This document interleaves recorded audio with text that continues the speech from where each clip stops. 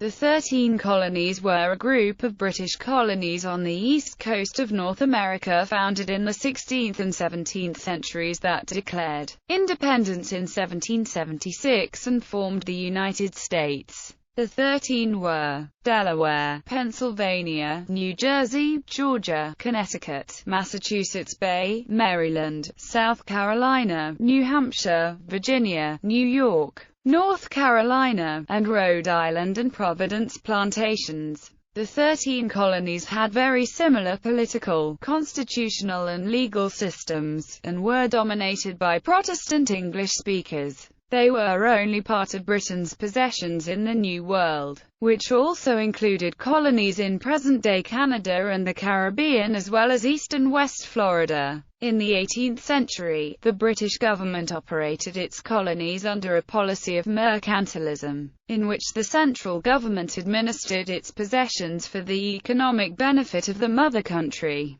However, the 13 colonies had a high degree of self-government and active local elections, and increasingly resisted London's demands for more control. In the 1750s, the colonies began collaborating with each other, instead of dealing directly with Britain. These intercolonial activities cultivated a sense of shared American identity and led to calls for protection of the colonists' rights as Englishmen, especially the principle of no taxation without representation. Grievances with the British government led to the American Revolution, in which the colonies established a Continental Congress and declared independence in 1776. The 13 colonies. Each of the 13 colonies developed its own system of self-government, based largely on independent farmers who owned their own land, voted for their local and provincial government, and served on local juries. In some of the colonies, especially Virginia, the Carolinas and Georgia, there were also substantial populations of African slaves. Following a series of protests over taxes in the 1760s and 1770s, these colonies united politically and militarily in opposition to the British government and fought the American Revolutionary War, 1775 to 1783. In July 1776, they formed a new nation called the United States of America, and declared independence. The new nation achieved that goal by winning the American Revolutionary War with the aid of France, the Netherlands and Spain. Other colonies besides these 13, Britain had another dozen in the New World. Those in the British West Indies, Newfoundland, the province of Quebec, Nova Scotia, Prince Edward Island, Bermuda, and East and West Florida remained loyal to the Crown throughout the war, although there was a certain degree of sympathy with the Patriot cause in several of them. Their geographical isolation and the dominance of British naval power precluded any effective participation. Especially in the case of Quebec and Florida, the British Crown had only recently acquired those lands, and many of the issues facing the 13 colonies did not apply to them. Growth. British colonies in North America. 1750. 1. Newfoundland. 2. Nova Scotia. 3. The 13 colonies. 4. Bermuda. 5. Bahamas. 6. British Honduras. 7. Jamaica. 8. British Leeward Islands and Barbados. North American colonies 1763 to 76, illustrating territorial claims. In 1775, the British claimed authority over the red and pink areas on this map and Spain claimed the orange. The red area is the area of settlement. Most lived within 50 miles of the ocean. State land claims based on colonial charters, and later cessions to the U.S. government, 1782 to 1802. Contemporary documents usually list the 13 colonies of British North America in geographical order, from the north to the south. New England Colonies, Province of Massachusetts Bay, later Massachusetts and Maine, a Crown Colony. Province of New Hampshire, later New Hampshire, a Crown Colony. Colony of Rhode Island and Providence Plantations, later Rhode Island, a Crown Colony. Connecticut Colony, later Connecticut, a Crown Colony. Middle Colonies, Province of New York, later New York and Vermont, a Crown Colony. Province of New Jersey, later New Jersey, a crown colony. Province of Pennsylvania, later Pennsylvania, a proprietary colony. Delaware Colony, later Delaware, a proprietary colony. Southern Colonies. Province of Maryland, later Maryland, a proprietary colony. Colony and Dominion of Virginia, later Virginia, Kentucky, and West Virginia, a crown colony. Province of North Carolina, later North Carolina and Tennessee, a crown colony.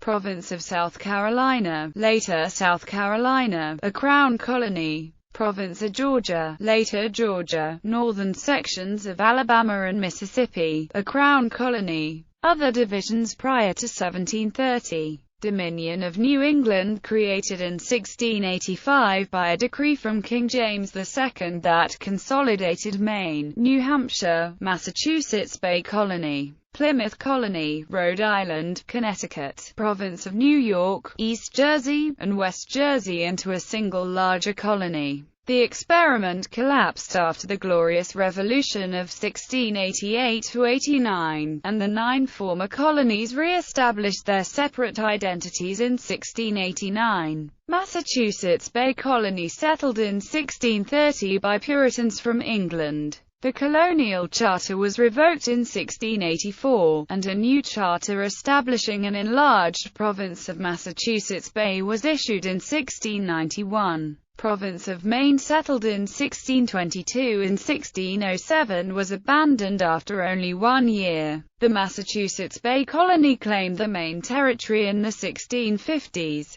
Parts of Maine east of the Kennebec River were also part of New York in the second half of the 17th century. These areas were formally made part of the province of Massachusetts Bay in the Charter of 1691. Plymouth Colony, settled in 1620 by the Pilgrims. Plymouth was merged into the province of Massachusetts Bay in the Charter of 1691. Saybrook Colony, founded in 1635 and merged with Connecticut Colony in 1644. New Haven Colony, settled in late 1637. New Haven was absorbed by Connecticut Colony with the issuance of the Connecticut Charter in 1662. Partly as royal punishment by King Charles II for harboring the regicide judges who sentenced King Charles I to death. East Jersey and West Jersey, settled as part of New Netherland in the 1610s. New Jersey was captured by English forces in 1664. New Jersey was divided into 2 separate colonies in 1674, which were reunited in 1702.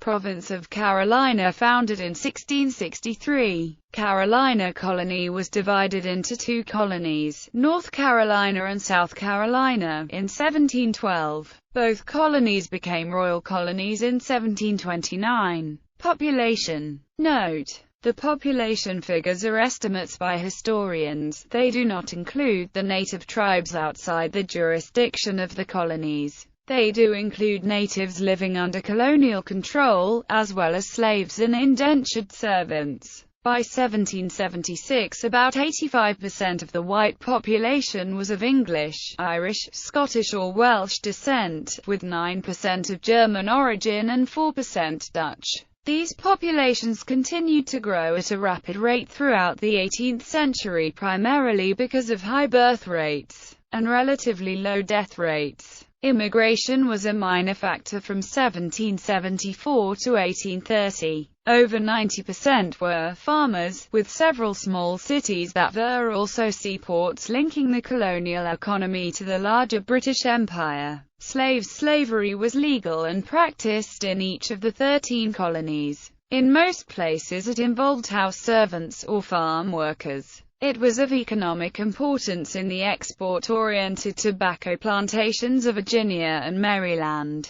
and the rice and indigo plantations of South Carolina. About 287,000 slaves were imported into the 13 colonies, or 2% of the 12 million slaves brought across from Africa. The great majority went to sugar colonies in the Caribbean and to Brazil, where life expectancy was short and the numbers had to be continually replenished. Life expectancy was much higher in the U.S. Combined with a very high birth rate, the numbers grew rapidly by excesses of births over deaths, reaching nearly 4 million by the 1860 census. From 1770 until 1860, the rate of natural growth of North American slaves was much greater than for the population of any nation in Europe, and was nearly twice as rapid as that of England. However, Tadman attributes this to very high birth rates. U.S. slaves, then, reached similar rates of natural increase to whites not because of any special privileges but through a process of great suffering and material deprivation. Religion and education. The colonies were religiously diverse. Religion was strong in New England and other points, but before the First Great Awakening of the 1740s most colonists were religiously inactive. The Anglican Church of England was officially established in most of the South, but there were no bishops and the churches had only local roles. Education was widespread in the northern colonies, which had established colleges led by Harvard College, College of New Jersey, and Yale College, while the College of William and Mary trained the elite in Virginia. Public schooling was rare outside New England. Government. British role. The royal government in London after 1680 took an increasing interest in the affairs of the colonies, which were growing rapidly in population and wealth so as to rival the homeland. In 1680, only Virginia was a royal colony. By 1720 half were under the control of royal governors. These governors were appointees closely tied to the government in London. Historians before the 1880s emphasized American nationalism. However, intellectual leadership after that was held by the Imperial School, led by Herbert L. Osgood, George Louis Beer, Charles McLean Andrews, and Lawrence H. Gibson. They dominated colonial historiography into the 1940s.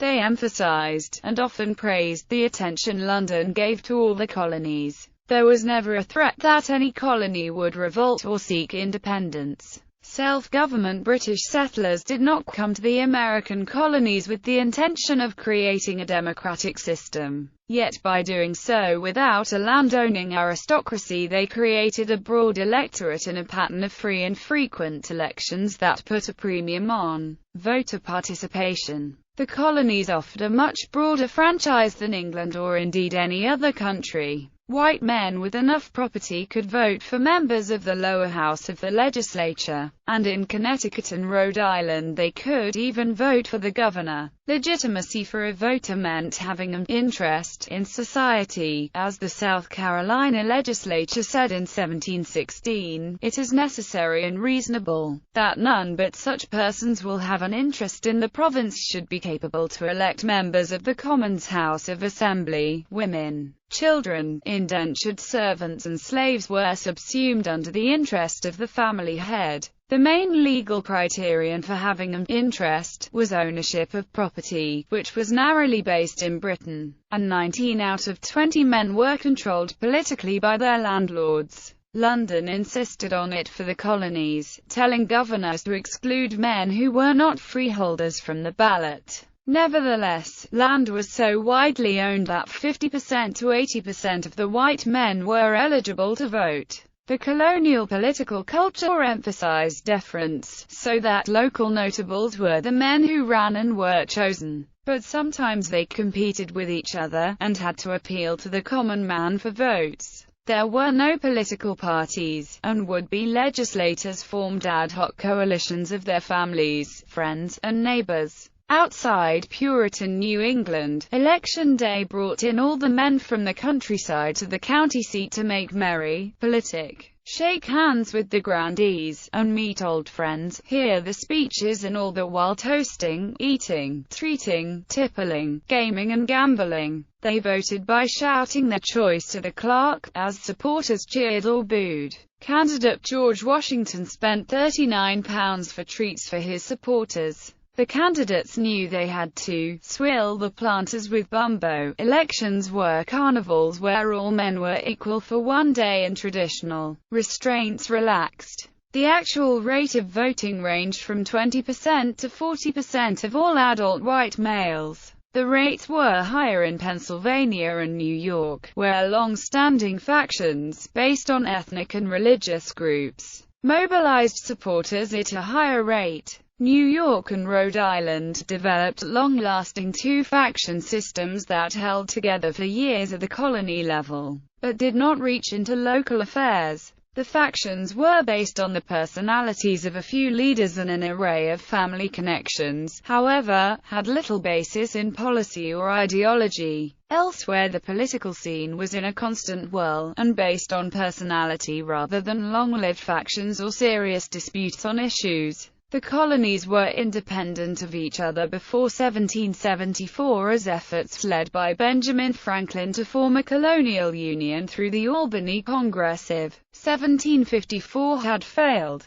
The 13 all had well-established systems of self-government and elections based on the rights of Englishmen, which they were determined to protect from imperial interference. The vast majority of white men were eligible to vote. Economic policy. The British Empire at the time operated under the mercantile system, where all trade was concentrated inside the empire, and trade with other empires was forbidden. The goal was to enrich Britain, its merchants and its government. Whether the policy was good for the colonists was not an issue in London, but Americans became increasingly restive with mercantilist policies. Mercantilism meant that the government and the merchants became partners with the goal of increasing political power and private wealth, to the exclusion of other empires. The government protected its merchants, and kept others out, by trade barriers, regulations, and subsidies to domestic industries in order to maximize exports from and minimize imports to the realm. The government had to fight smuggling, which became a favorite American technique in the 18th century to circumvent the restrictions on trading with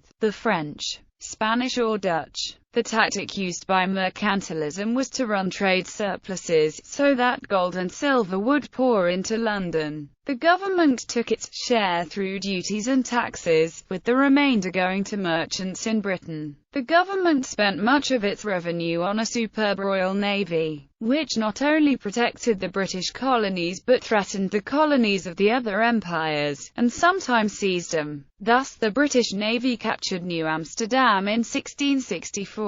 The colonies were captive markets for British industry, and the goal was to enrich the mother country. Legislation.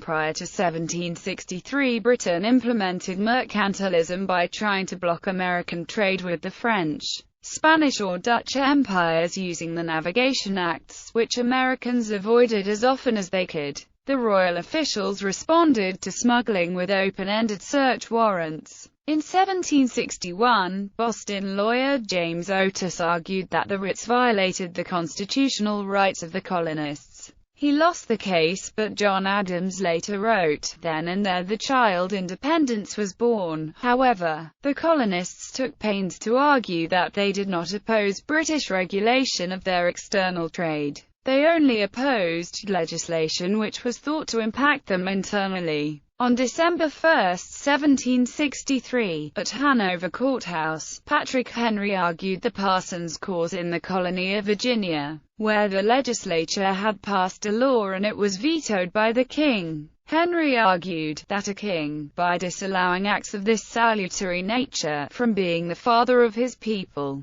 degenerated into a tyrant and forfeits all right to his subjects' obedience. Following their victory in the French and Indian War in 1763, Great Britain took control of the French holdings in North America. Outside the Caribbean, the British sought to maintain peaceful relations with those Indian tribes that had allied with the French, and keep them separated from the American frontiersmen. To this end, the Royal Proclamation of 1763 restricted settlement west of the Appalachian Mountains, as this was designated an Indian reserve. Disregarding the proclamation, some groups of settlers continued to move west and establish farms. The proclamation was soon modified and was no longer a hindrance to settlement, but the fact that it had been promulgated without their prior consultation angered the colonists. coming of American Revolution, beginning with the intense protests over the Stamp Act of 1765. The Americans insisted on the principle of no taxation without representation, representation being understood in the context of Parliament directly levying the duty or excise tax, and thus bypassing the colonial legislatures, which had levied taxes on the colonies in the monarch's stead prior to 1763. They argued that, as the colonies had no representation in the British Parliament, it was a violation of their rights as Englishmen for taxes to be imposed upon them. Those other British colonies that had assemblies largely agreed with those in the 13 colonies, but they were thoroughly controlled by the British Empire and the Royal Navy, so protests were hopeless. Parliament rejected the colonial protests and asserted its authority by passing new taxes. Trouble escalated over the tea tax, as Americans in each colony boycotted the tea and in Boston dumped the tea in the harbor during the Boston Tea Party in 1773. Tensions escalated in 1774 as Parliament passed the laws known as the Intolerable Acts, which, among other things, greatly restricted self-government in the colony of Massachusetts.